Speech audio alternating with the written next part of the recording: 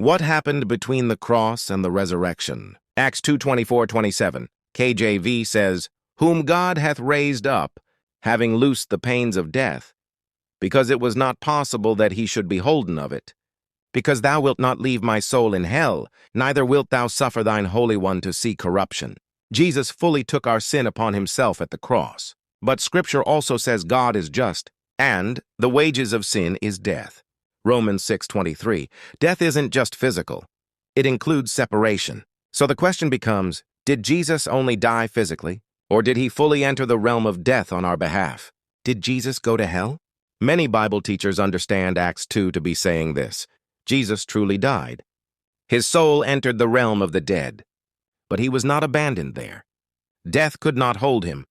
The Greek word translated hell in Acts 2 is Hades, the realm of the dead. David prophesied that God would not leave Christ there, nor allow his body to decay. In other words, Jesus went into death, but death could not keep him. Jonah is the prophetic sign. Jesus himself tied this event to Jonah. For as Jonas was 3 days and 3 nights in the whale's belly, so shall the Son of Man be 3 days and 3 nights in the heart of the earth. Matthew 12:40. Jonah described his experience as being in the belly of hell. Jonah 2:2, KJV. That does not mean Jonah was burning in flames. It means he was as good as dead, shut in, unable to escape. Jesus uses Jonah as the template, fully delivered over to death, fully under its power, yet ultimately delivered by God. Why this matters: this is not about sensational theology. It's about the completeness of the payment. Jesus didn't partially pay for sin. He didn't symbolically die. He didn't stop short of the full cost. He entered death itself and broke its power from the inside.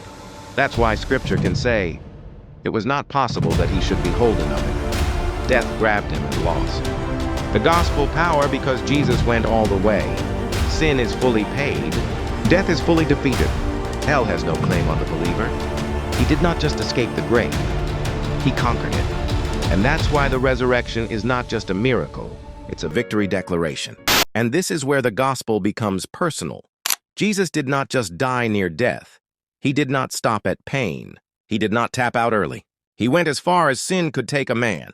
The full wage of sin is death, not just a stopped heart, but separation, darkness, and surrender. And Jesus stepped into that place willingly, not as a victim, not as one overpowered, but as the Lamb who chose to pay every last cent of the debt. That's why Acts says the pains of death were loosed. Death had him, but could not keep him. The grave tried to hold the sin-bearer, but found no sin of his own. Hell examined him and found no corruption. Death searched for a legal claim and found nothing unpaid. So on the third day, the Father did not rescue Jesus. He released him. Because justice was satisfied. The account was settled. The receipt was written in blood. And when Jesus rose, he did not rise alone. He rose carrying your freedom with him. That is why believers do not fear death. That is why hell has no authority. That is why the resurrection is not hope. It is proof. Jesus did not just beat death, he exhausted it. And if death could not hold him, it cannot hold you either.